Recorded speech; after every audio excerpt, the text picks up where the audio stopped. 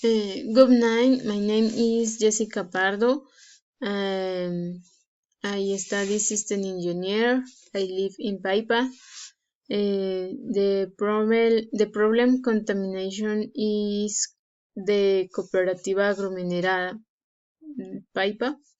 They contributes with the pollution in the municipality due, due to some money means they tap are especially in the Salitre 2. Scientists cover in is 66% of the mines, which greatly affect the environment, affecting the air, the subsoil, and the water. Um,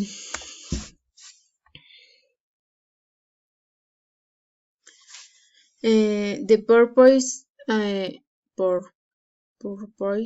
of the cooperativa is be able to mitigate all these effects in order to avoid for pollution of the municipality. In order to mitigate the contamination by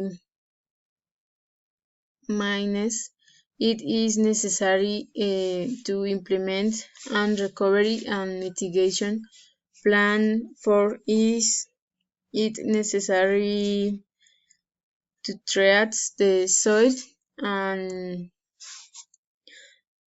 weather to prevent the draining to acid from rocks and control the emission of the gases from the mines. Uh, Thank you.